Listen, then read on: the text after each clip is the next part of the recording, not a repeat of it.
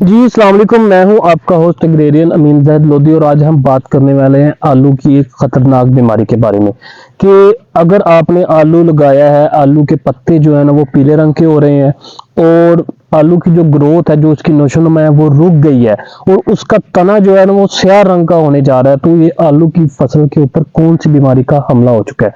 तो video start करने से पहले जिन लोगों ने हमारे चैनल को सब्सक्राइब नहीं किया हुआ वो चैनल को सब्सक्राइब करें ताकि आने वाली जितनी भी मुफीद वीडियोस हैं वो उन तक पहुंच सके।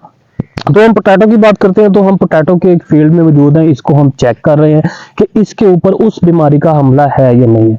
तो वो कौन सी बीमारी है, उस बीमारी को हम कहते हैं ब्लैक लैग या उर्दू में हम कहते हैं स्याह सरंट। तो इस बीमारी के बारे में आज मैं आपको बताऊंगा ये कौन सा जरासीम है, इलामात क्या है, इसको कंट्रोल कैसे करते हैं, कौन से अवामिल हैं जो कि इस बीमारी में शिद्दत इख्तियार करने के बायस बनते हैं। तो ये जो है ना ये एक बैक्टीरियल बीमारी है, जो पैक्टोस्पेक्ट्रम जो एक बैक्टीरियल स्पीशीज है वो इस बैक्टीरिया को जो है ना वो फैलाने का जो है ना बायस बनती है।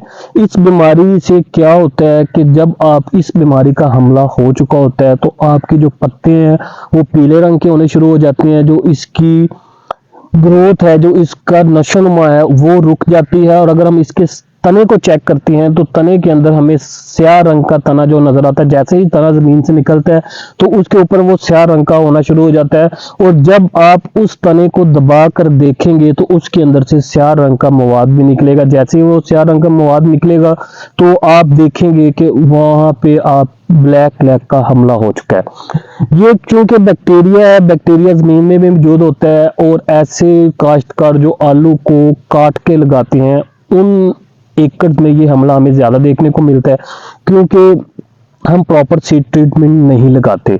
अब इसको हम कंट्रोल कैसे कर सकते हैं? अगर हम इसको वैसे कंट्रोल करना चाहें तो इसके लिए बेहतर यही है कि आप नाइट्रोजनी जो खादें हैं उसका इस्तेमाल कम कर दें कि यूरिया आपने कम लगानी है, इसके बजाय आप गुआरा खाद इस्तेमाल कर सकते हैं, अमोनियम नाइट्रेट जिसके नाम से होती है वो आप इस्तेमाल कर सकते हैं। और एक बात आपने और याद रखनी है कि आपने ऐसे एकड़ में जहां पे ब्लैक लैग का हमला हो चुका है आपने पानी कम लगाना है, क्योंकि पानी लगाने से भी ये जो बीमारी होती है ना ये बहुत ज्यादा फैलती है। उसके बाद आपने ये देखना है कि जैसे ही आपका जो मौसम है वहां धुंध स्टार्ट होती है, मौसम नमी की तरफ जाता है तो ये बीमारी भी शिद्दत इख्तियार कर जाती है। लेकिन एक दफा जब ये बीमारी शिद्दत इख्तियार कर जाएगी तो आप इसकी शिद्दत को रोक सकते हैं, आप इस बीमारी को मुकम्मल कंट्रोल नहीं कर सकते। तो एंड पे मैं आपको बताना चाहूंगा कि अगर ये आपकी बीमारी आ गई है तो आप इसके लिए कौन कौन सा केमिकल इस्तेमाल करते हैं। तो क्योंकि ये एक बैक्टीरियल बीमारी है तो इसके लिए हम ऐसे केमिकल इस्तेमाल करेंगे जो कि बैक्टीरिया को कंट्रोल करें, क्योंकि काश्तकार इस ये स्प्रे की सिलेक्शन में भी बहुत ज्यादा गलती कर जाते हैं जिसकी वजह से हमें अच्छे रिजल्ट देखने को नहीं मिलते। तो अगर जो बैक्टीरिसाइड हमारे पास मार्केट में अवेलेबल है उसमें हमारे पास जो कसोगामाइसिन है हम उसका स्प्रे कर सकते हैं या उसको हम फ्लड कर सकते हैं। उसके बाद बेंजियोथायाजिलिनोन के नाम से एक बहुत अच्छा केमिकल जो बैक्टीरिसाइड है मार्केट में हमारे पास वो मौजूद है। उसके बाद आप copper based fungicide, copper oxychloride या कॉपर हाइड्रोक्सीक्लोराइड को आप स्प्रे या आप उसका फ्लड कर सकते हैं। अगर आपने पहली दफा अप्लाई कर रहे हैं तो या आपने पानी लगा लिया है तो आप स्प्रे करेंगे, अगर आपने पानी नहीं लगाया आप देखते हैं कि आपकी जो फसल है उसके ऊपर ब्लैक लैग का हमला हो चुका है तो आपको बेहतर यही है कि आप फ्लड करें। अगर आपकी एकड़ के अंदर बीमारी जो है वो शिद्दत इख्तियार कर चुकी है तो बेहतर इससे अच्छा ये होगा कि आप उसको 3 से 4 दिन के बाद आप दोबारा उस केमिकल को रिपीट करें।